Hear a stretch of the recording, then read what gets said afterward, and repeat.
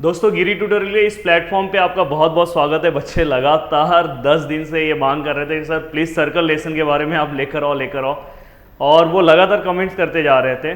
तो आज ऑलरेडी आपको पता है कि हमने ग्रामर का सीरीज़ भी ला दिया है, और ग्रामर का सीरीज़ तो हमने ला ही रखा है। और आपको पता होगा कि मैंने lesson number first and lesson number second का 7 मिनट्स में पूरा कॉन्सेप्ट मैंने रिवाइज करा दिया है। अगर किसी को क्विक रिवीजन करना है कॉन्सेप्ट का, लेसन का, तो ये वीडियो वो देख सकता है। सर्कल लेसन का पूरा एक भी कॉन्सेप्ट हम स्किप नहीं करेंगे, पूरा का पूरा कॉन्सेप्ट हम इसके अंदर वीडियो के अंदर कवर करेंगे। कॉन्सेप्ट आप एक बार देख लो, देन 1 बाय 1 आप क्वेश्चन सॉल्व करो, आपको क्वेश्चन सॉल्व करने आएगा। अगर इसके बाद अगर आपको 1 शॉट वीडियो चाहिए लेसन का, इंपॉर्टेंट क्वेश्चन का, तो वो भी मैं बना दूंगा, जस्ट आपके डिमांड के ऊपर है। तो इस वीडियो को जितना हो सके उतना लोगों तक शेयर करो, जितना हो सके वीडियो को लाइक करवाओ, और नीचे प्यारा प्यारा कमेंट्स लिखो अगर आपको अच्छा लगे तो मुझे एक मोटिवेशन मिलेगा, जरूर आपके लिए काम करेंगे। तो दोस्तों सर्कल लेसन हमारा टारगेट है कि 10 मिनट के अंदर हम पूरा का पूरा कॉन्सेप्ट इसका समझ लें।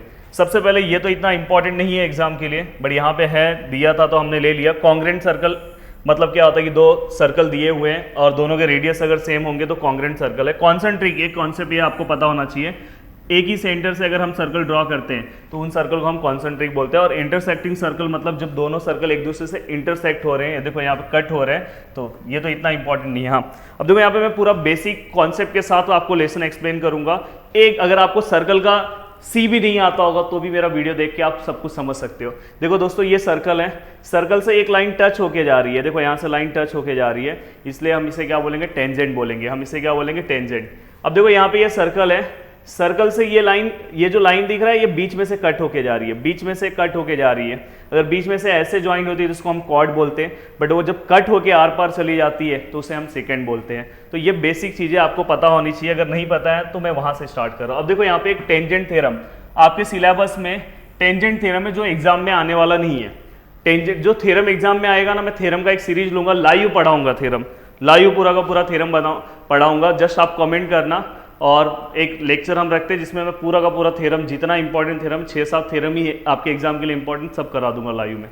तो यहाँ पे टेंजेंट थ्योरम, बस आपको इसका कॉन्सेप्ट पता होना चाहिए। टेंजेंट थ्योरम क्या होता है, देखो ये सर्कल है और यहाँ से अगर सपोज एक टेंजेंट जा रहा है, यहाँ से एक टेंजेंट जा रहा है, तो इसके ऊपर अगर कोई भी अगर हम रेडियस ड्रॉ करते हैं तो हमेशा यहाँ पे 90 डिग्री का एंगल बनता है। तो आपको एक्सरसाइज में भी इस तरह सा क्वेश्चन है, यहाँ से एक लाइन दिया हुआ है, एक्सरसाइज का फर्स्ट क्वेश्चन आप चेक करना ऐसा है, और यहाँ से टेंजेंट गया है। कभी भी अगर रेडियस और टेंजेंट आपको दिखाई दिया, रेडियस और टेंजेंट अगर आपको दिखाई दिया तो दोस्तों यहाँ पे 90 डिग्री ले लेना। और इसका रीजन आप क्या लिखोगे, रेडियस और टेंजेंट, मेरी बात याद रखना, रेडियस और टेंजेंट, और यहाँ पे 90 डिग्री ले लेना, और उसे आप क्या बोलोगे, टेंजेंट थ्योरम। वहां पे रीजन क्या देना, टेंजेंट थ्योरम। ये थ्योरम आपके एग्जाम में आ सकता है, थ्योरम वाले पार्ट में मैं आपको एक्सप्लेन भी करके दूंगा थ्योरम।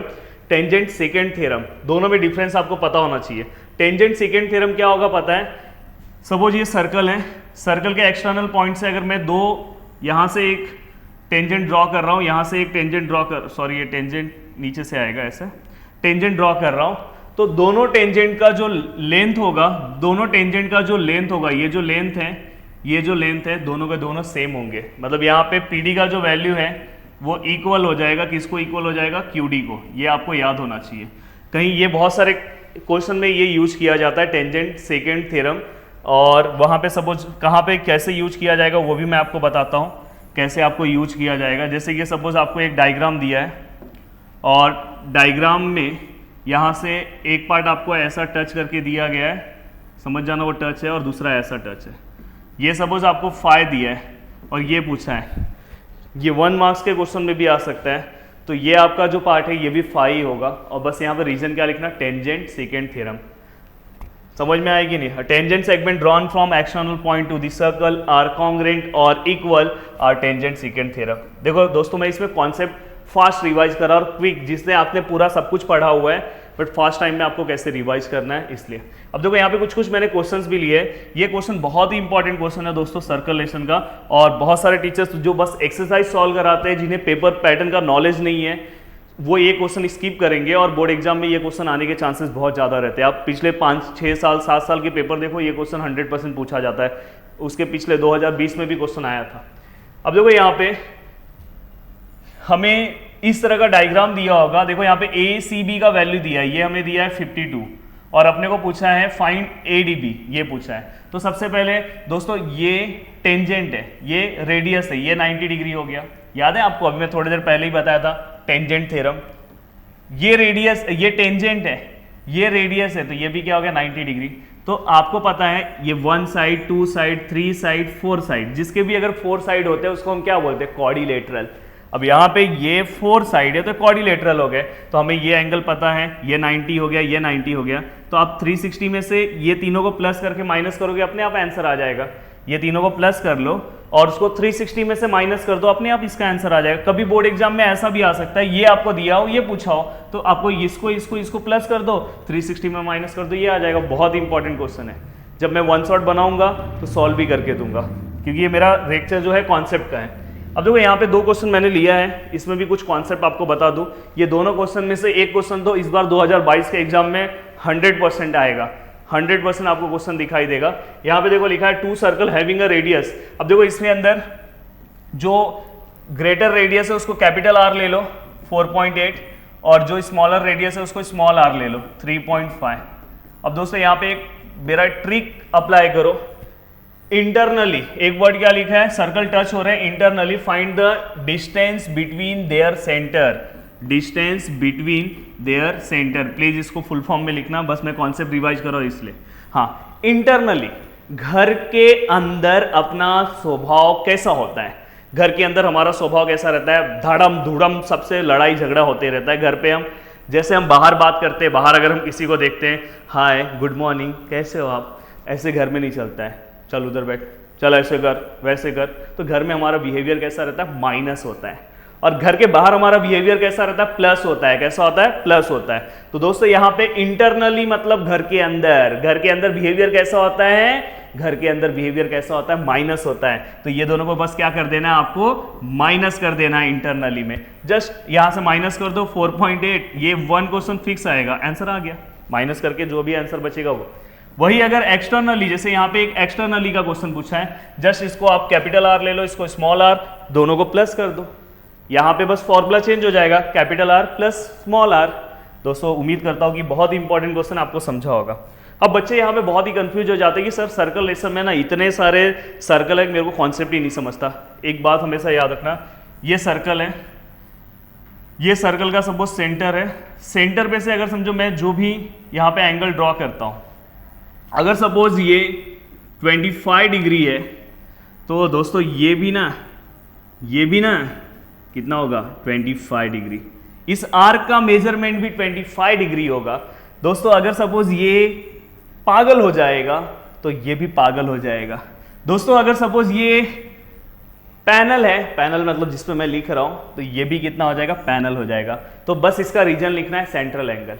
बट एक कंडीशन याद रखना कि सेंट्रल एंगल कब होता है, जब वो सेंटर पे से एंगल बनाता है, चाहे वो कैसा भी एंगल बनाए, सेंटर पे से ऐसा एंगल बनाए। तो हमेशा अगर आपको सपोज ये दिया है, ये 60 डिग्री दिया है, तो याद रखना ये भी कितना हो जाएगा 60 डिग्री। बस ये कॉन्सेप्ट, ये एक दिमाग में बिठा लो।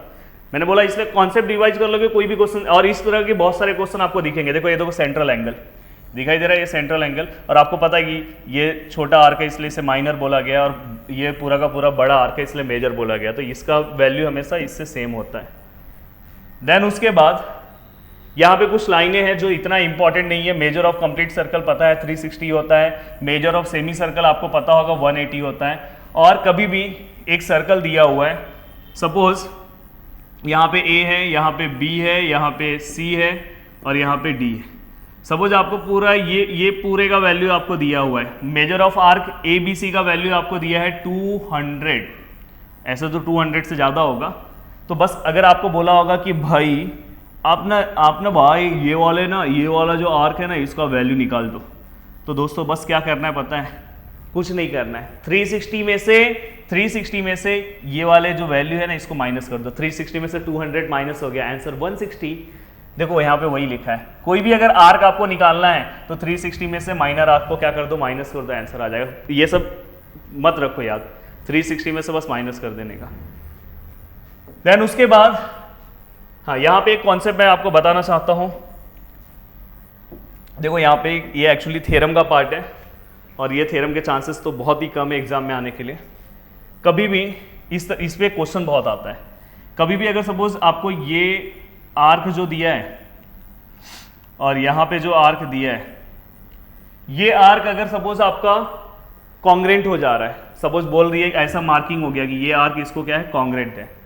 जब आर्क अगर कॉन्ग्रेंट है तो उसका करस्पॉन्डिंग जो भी एंगल जो भी कॉर्ड है, आपको पता होगा ना सर्कल में इसको कॉर्ड बोलते हैं, तो ये कॉर्ड जो है वो भी क्या हो जाएगा, कॉन्ग्रेंट हो जाएगा। सपोज ये कॉर्ड 10 दिया है, 10 सेंटीमीटर दिया है और आपको बोला है कि ये आर्क इस आर्क का कॉन्ग्रेंट है, तो दोस्तों ये भी 10 हो जाएगा। वाइस वर्सा, अगर सपोज ये कॉर्ड अगर आपको कॉन्ग्रेंट बोला है तो आपका आर्क भी क्या हो जाएगा, कॉन्ग्रेंट हो जाएगा। तो प्लीज याद रखना, इस तरह से बहुत सारे क्वेश्चन सॉल्व होते हैं। इवन बोर्ड एग्जाम 1 मार्क्स का भी क्वेश्चन ऐसा फ्रेम कर सकता है, अगर फ्रेम करना चाहे। आपको बोल दे कि ये जो आर्क है, कॉर्ड है, वो एक दूसरे को कॉन्ग्रेंट है और इसका मेजरमेंट आपको दिया हो और पूछा हो कि इसका मेजरमेंट बताओ, तो हमेशा याद रखना अगर आर्क जो है अगर वो कॉन्ग्रेंट है तो कॉर्ड भी कॉन्ग्रेंट हो जाएगा, अगर कॉर्ड कॉन्ग्रेंट है तो आर्क भी कॉन्ग्रेंट हो जाएगा।